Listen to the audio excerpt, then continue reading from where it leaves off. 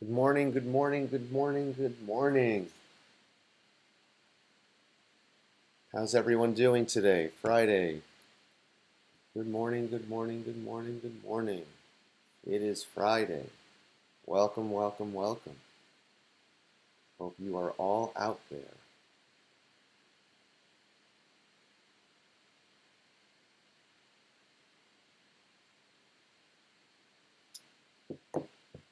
Good morning, good morning, good morning. Welcome, welcome, welcome. I hope you are all out there.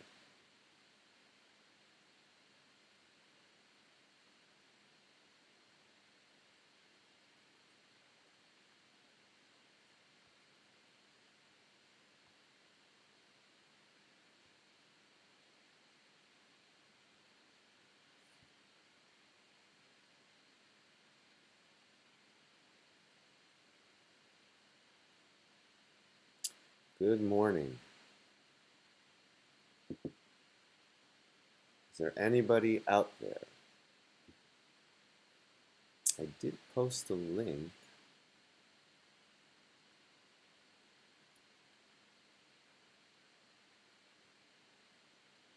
Good morning, good morning, good morning. If you're out there, please say something.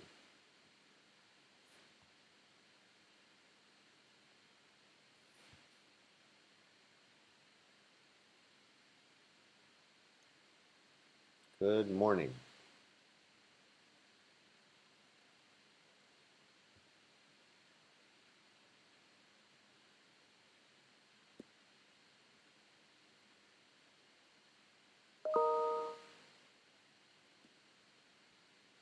Good morning.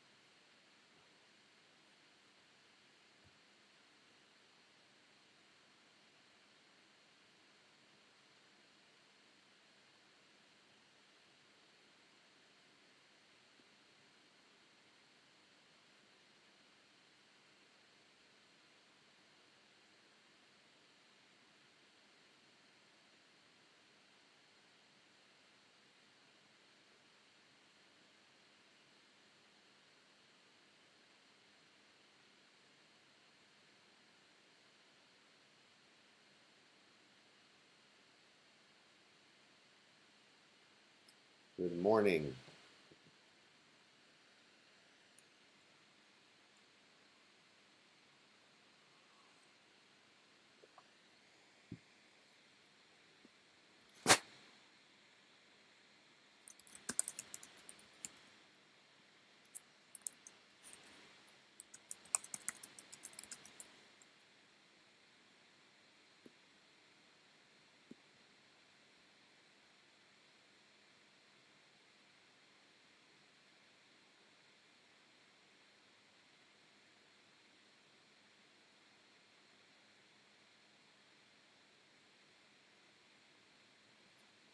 Okay, still waiting.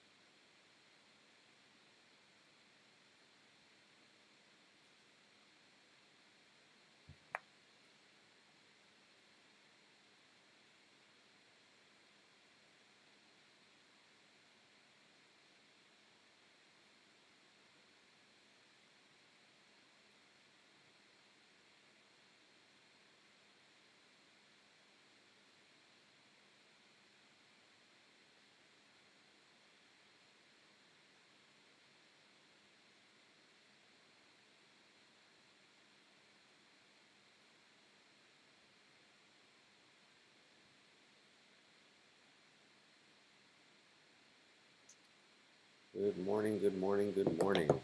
I hope you're out there. If you are, please say hello. Good morning.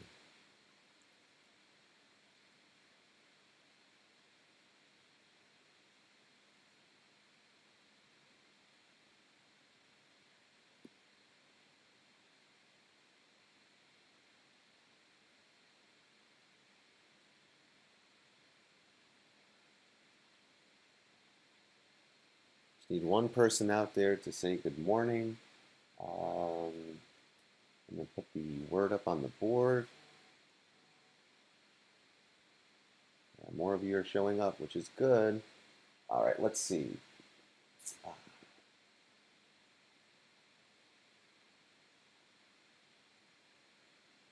That's a good word.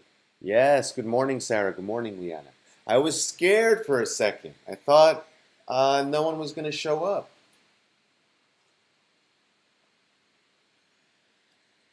You know, not to, how do I say this? Today would have been a particular day for seniors. So that came to me like 2 minutes ago.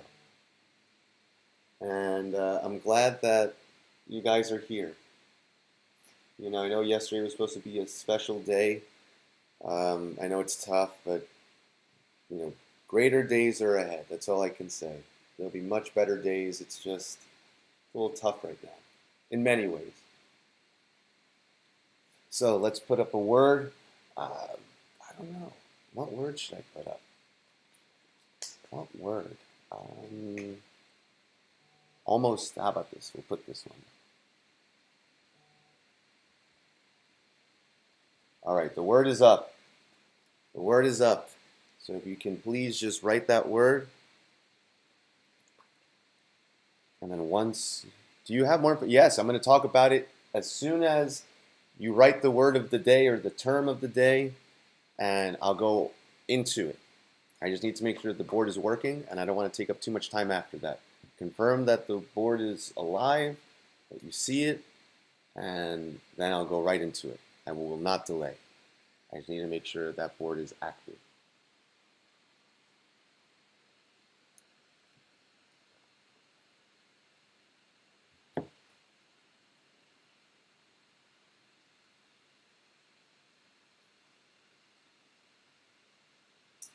Can we please check to see that the board is working? I just need you to write the word of the day, and then I can begin. Because if it's not working, then the review is not going to really work out. But yes, finish line. That's it. We're near. Finish line is for you guys is going to be on Tuesday. Final exam is on Tuesday. So if you go into Lumen Learning right now, the exam is there. The exam has been posted. It was posted on Wednesday. I think in the afternoon, something like that. Again, I have no control over that. So I shared that announcement yesterday. Again, the final, it should have been today. I wanted it to be today, but I didn't know when they were going to share this final with me. And I didn't want to leave you hanging. I didn't want to say, hey, you know, Friday is the final, and then you show up Friday, and then I'm like, just kidding. That wouldn't be cool. So I didn't want to put you in that position. So exam is on Tuesday. That's the finish line. So when you take the exam, this is very important. It is timed. It is timed. The second that you start, you have 2 hours, and that's it. Once those 2 hours are over, you don't get any more time. The exam will shut down. Kind of like the AP exam. But the main difference is that you have 2 hours. So from whenever you begin, the exam is there now in Lumen Learning. The exam is there. It's posted. But if you open it and you begin, that's it. You're committing to taking the exam. I'm pretty sure it's there now. Can someone in the classroom check? It should be an item. It should be something that's posted. Like I would just look to see that it's on your wall. So someone in the chat, please confirm.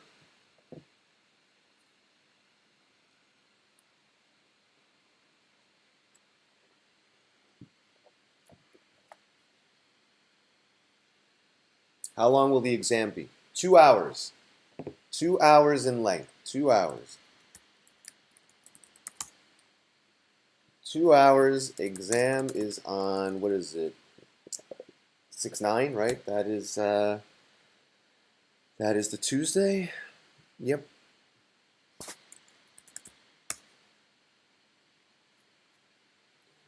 And again, once you begin the exam, that's it. You have 2 hours. So can someone in the room, can someone go into Lumen Learning and see if you have the final exam there?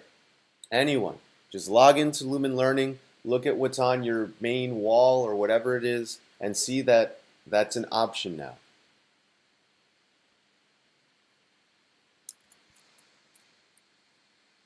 Hold on here.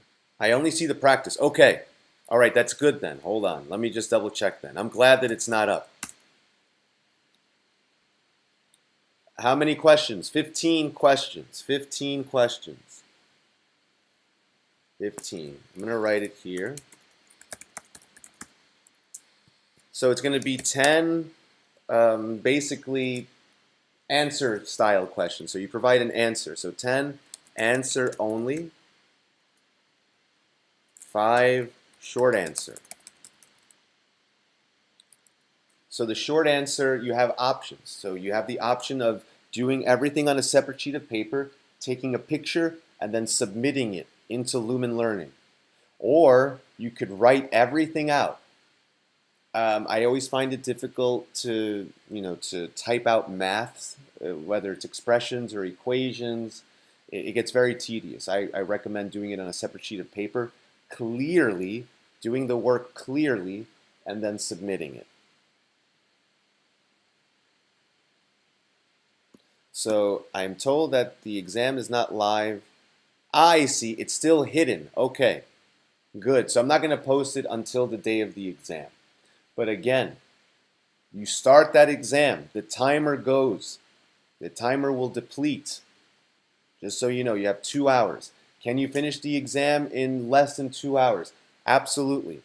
If you know your stuff, you could probably finish this exam in under an hour. So I want to make sure that we touch upon some things before, before you take that exam. I want to go over some questions. So let's see here. Why don't we do a question like this? So just so you know, whatever questions we gone over, I would make sure that we practice that. So let's look at some parallel and perpendicular line stuff, just to make sure that we have it. Let's look here. All right, so this.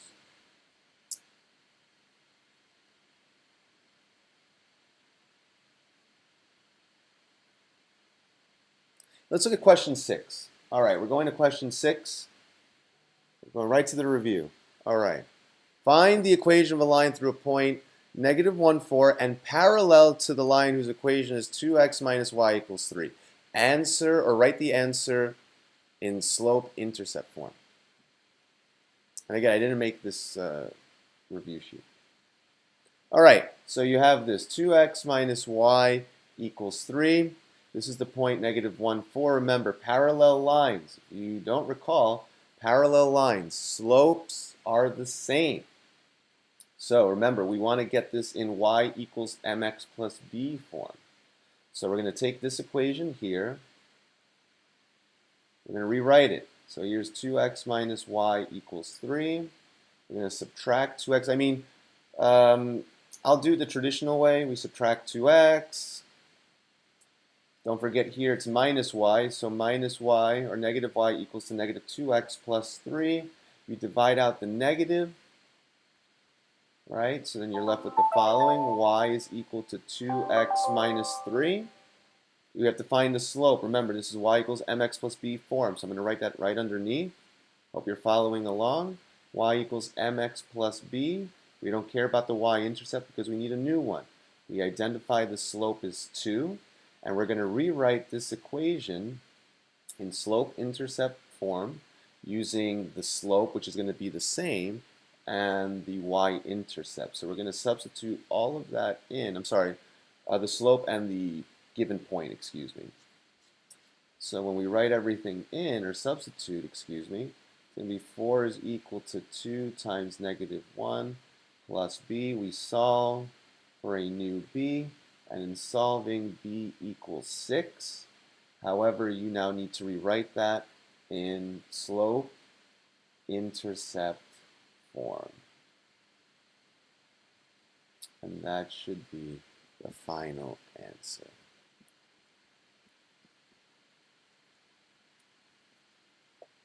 Let's see, other questions now. Alrighty. So make sure that you have that.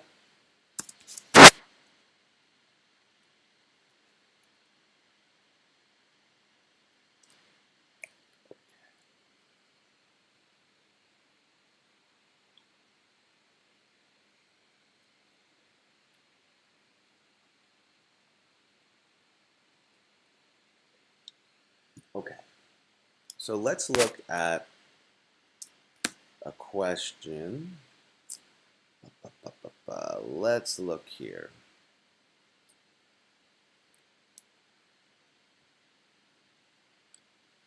What question am I looking at?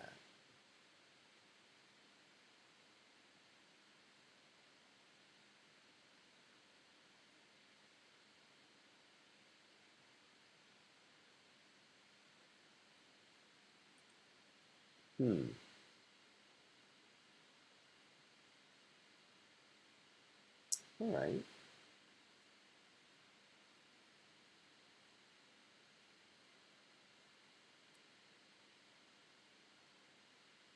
All right, so let's do this.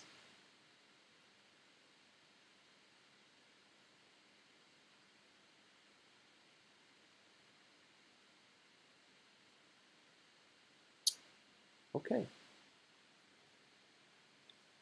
All right, so what I want us to do is the following. So this is 3x squared minus 2x plus 1 equals 5. This is question 20. So what I want you to do is I want you to find the value of the discriminant. So I want to give you about 2 minutes to think about that. So if you already solved it, great. But if you didn't, I want you to consider what's the value of the discriminant. So I'm going to write this equation here to kind of refresh your memory.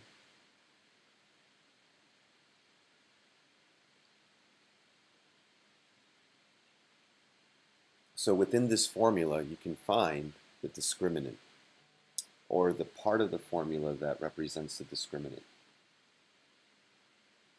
So I'm going to give you a moment to think about that.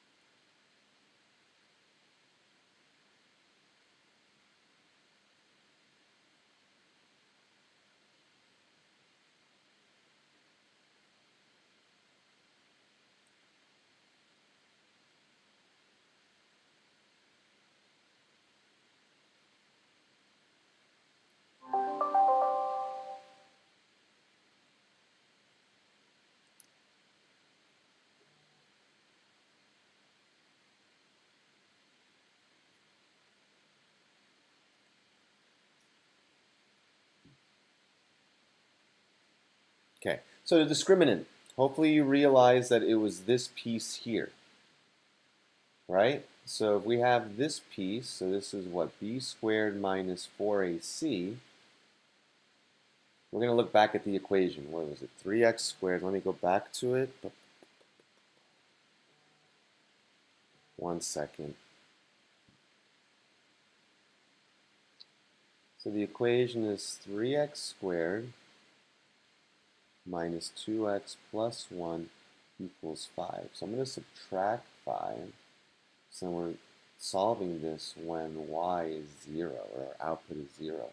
Minus 2x minus 4 equals 0. So what I want to do is find the value of the discriminant. Don't forget a equals to 3, b equals to negative 2, and c equals to negative 4. All right? So when we plug this in, this becomes b squared minus 4ac. b, we said, it's bigger, b was negative 2. This becomes negative 2 squared minus 4 times a, which is 3. and c, that is negative 4. So here we have 4 plus, we should have here 48, which should be 52. So now the question is, what does this mean? So that you need to be able to interpret, right? And that's referring to the number of solutions and the type of solutions that you're going to have. Are they going to be real, imaginary? How many are you going to have? So we need to consider this. So if you solve this, I'm going to go to the solution here just to see what we have. So hopefully you saw that we'll have 2 solutions. 1 second.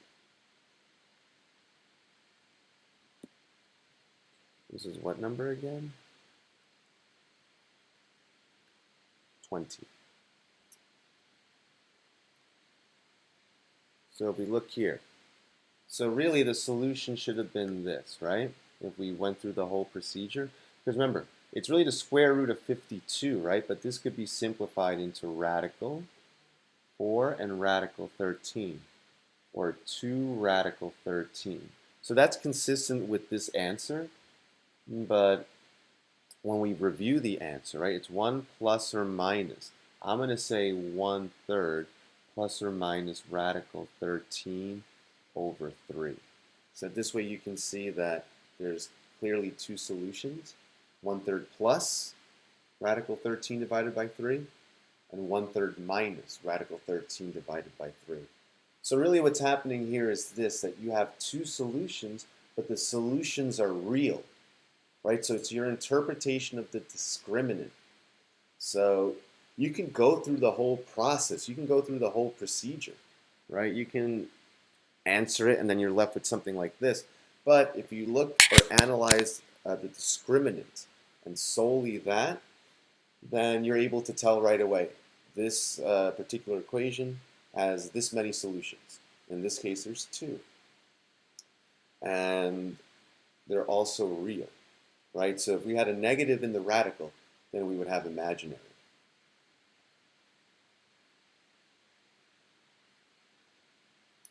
So hopefully that's clear. So let's see what else we have here. Let's see. I'm trying to target this here. Okay. Let's look at 31b. 31b. So I want you to take a moment here. So if you haven't done this, so we're finding the inverse, right?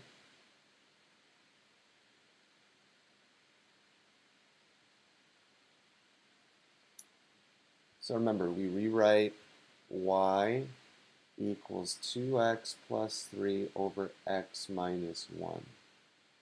So what we need to do then, for the inverse, we're swapping. So x is equal to 2y plus 3 divided by y minus 1. So our goal is to get y by itself. So we could do something like this.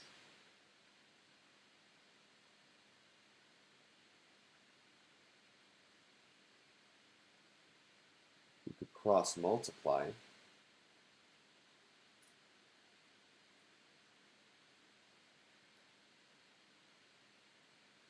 And then the question is, how are we going to get y by itself?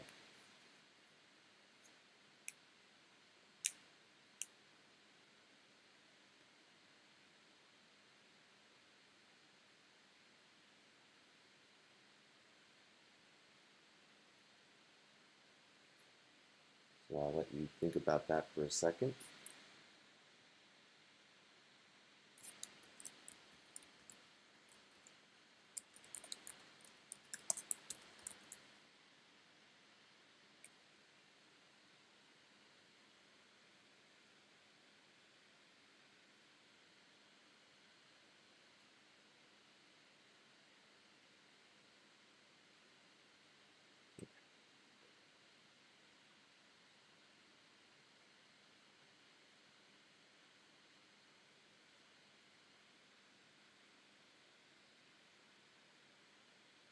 So let's see what happens here. I mean, we could distribute, right? So we have xy minus x equals to 2y plus 3. So what we need to do is let's get y's together. So if we add, let's get the x over here for now. So we have xy is equal to 2y plus x plus 3. Let me subtract now 2y. So I'm left with this, xy minus 2y, right? That's going to equal to x, I think it's plus 3, okay.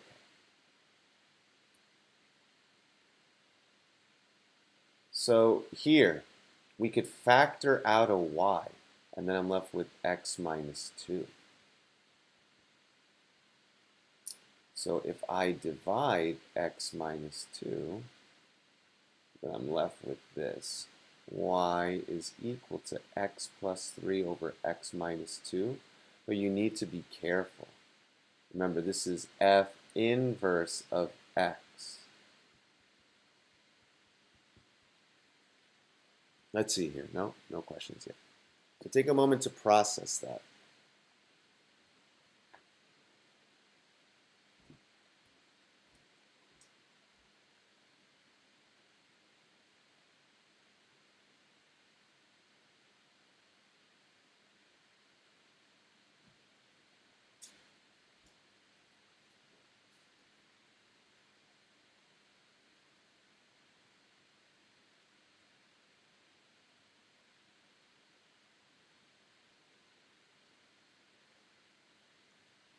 Right, any questions so far?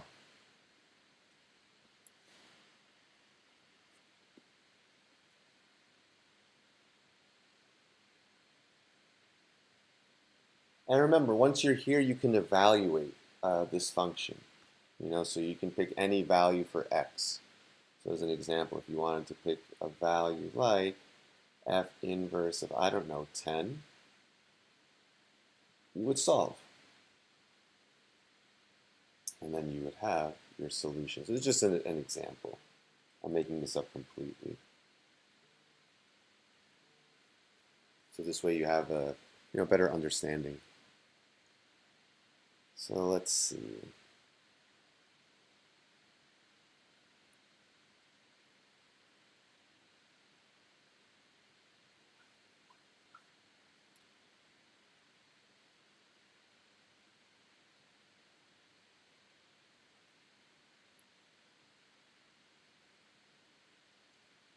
We went over a good amount of questions. Let's see.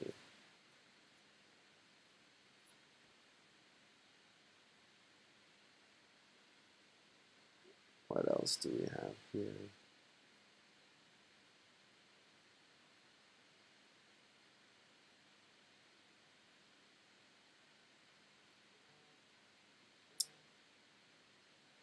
A lot of people are joining us. Good morning. I'm just looking for another question to go over.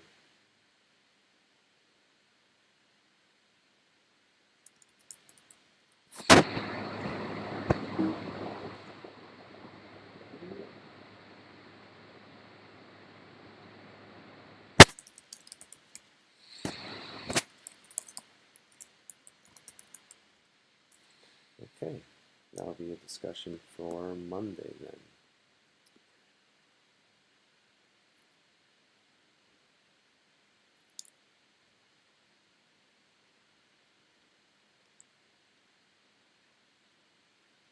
All right, so we went over a lot of different types of questions. Okay, so what I want to look at is something like this. So you should be able to graph the following. Let's see how we can do this. Hold on one second. Or not necessarily graph, but let's figure out how to make this work. Look at two more and then that's it.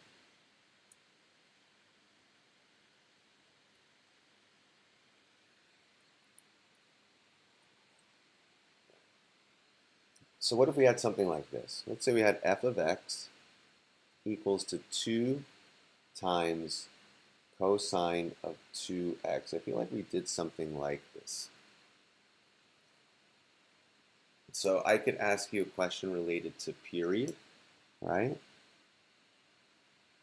And I can ask you a question related to amplitude. Right, so what you need to know is how this looks like, right? Hold on here.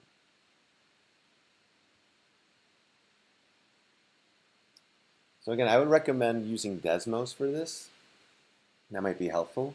But at the very least here, so if you remember amplitude, right? So it would be great if you had your notes out. So to look at the function of cosine and or sine, because they have similar displays, and then parts of the equation, they represent different things. So for our discussion, let's see.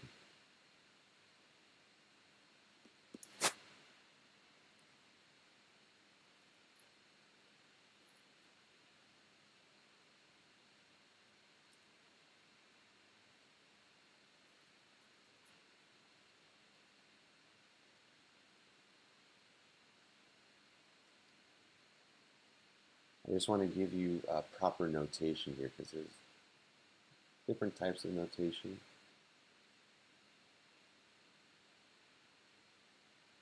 So I think we can look at it this way. So here A in the form for this function, so A will refer to amplitude. So now the only thing with period now, right? So the only issue here, if we look at period, so if we look at the B value here, it's part of it, but not the whole thing. So in order to figure out the period, it's really 2 pi divided by this B value. So if you remember the period or what that means, so it's basically, if you think about it, like the length, right, of one cycle.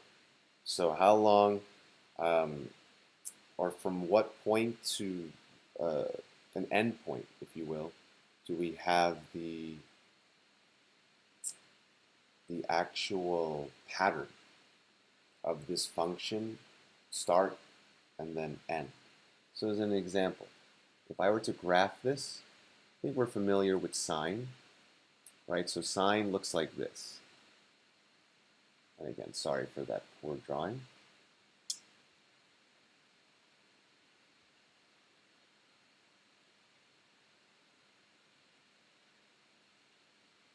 Right, so this is what a period would look like, or a cycle, if you will, right? Typically, when you look at this, it's from 0 to 2 pi, right? But that's if this is f of x is equal to sine of x, and this implies some things, that amplitude is 1, and that the period is 2 pi, right? Because here this is from 1 to -1, but we look at the absolute value, right? So here, when we have 2 cosine of 2x, right, the period now, the length of it is reduced. So instead of going all the way to 2 pi, if I substitute this here, so 2 pi divided by 2, that will just equal to pi. So that's how long pi is. The amplitude is 2, but what we want to figure out now is, you know, how that looks like on a graph. Right, so if we were to graph this, and that's why I recommend going to Desmos. I can't really share my screen right now. 1 second. I'm so sorry.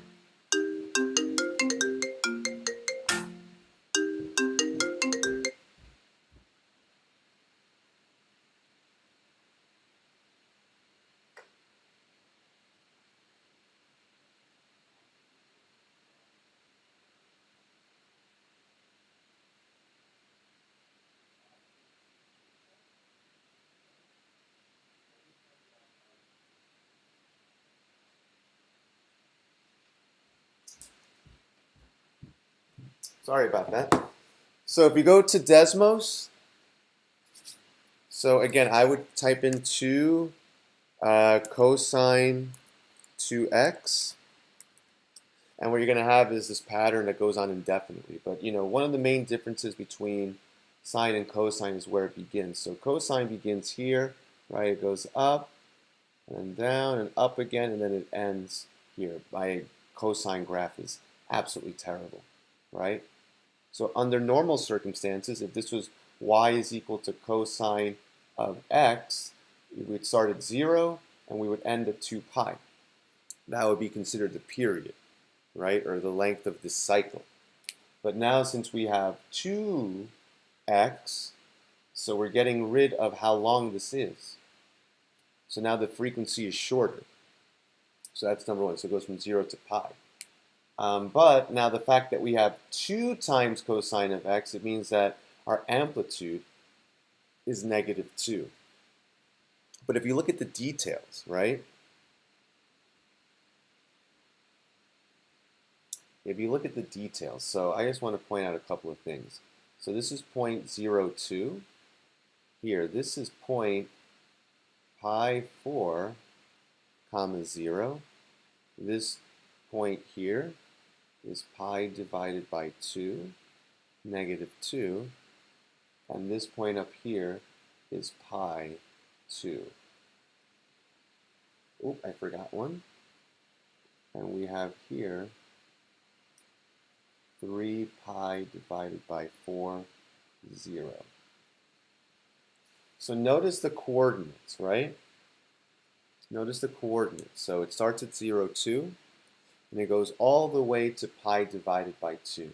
I mean, it goes indefinitely, but I'm just focusing now on the period or the length of a cycle, right? So the length of the cycle from 0 now to pi. When it was before just cosine 2x, let's see here, yeah. Before, when it was just cosine x, excuse me, then the period was from 0 to 2 pi. But we've changed that. And again, if you're on Desmos right now, if you go cosine x, you can see how the graph, right, it looks like it's stretched out a little bit more. It isn't as tight. It isn't as compact. And you can see that the pattern is more frequent when you have 2 cosine 2x. So you should be able to do something like this, on the day of the exam. You should be able to look at a function and interpret it.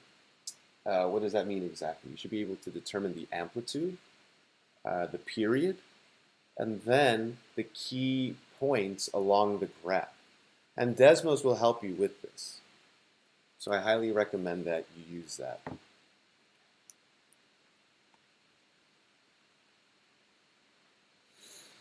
Okay, let's see. Maybe we have one more question here, and then I need to run. So if we did question like 22, right? So if we did question like 22, here we have f of x, and this is equal to what? Radical x minus 2 divided by x minus 5. It says describe the domain, right? So the domain here for this function, right? So we really want to focus on the denominator first, right? So we look at the denominator, right? We cannot have this undefined. So what ends up happening here is that x equals to 5, right? But the thing is this, it cannot equal 5.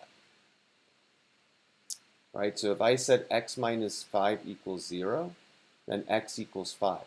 But it cannot be 5. Right? So it could be any other value except for 5. So the only issue now is this. So if we use every value of x except 5, then we have to consider this piece here, right?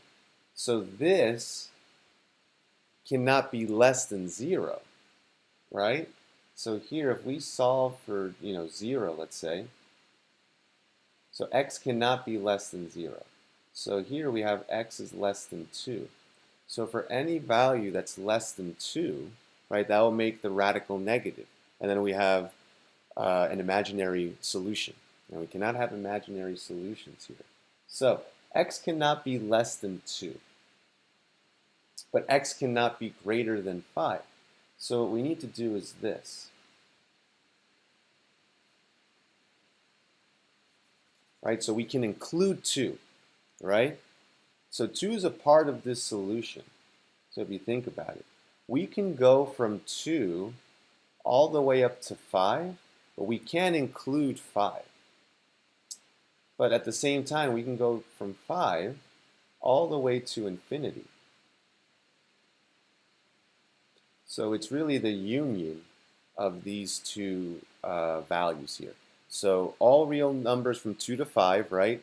Exclusive. We're not including 2. We're not including 5.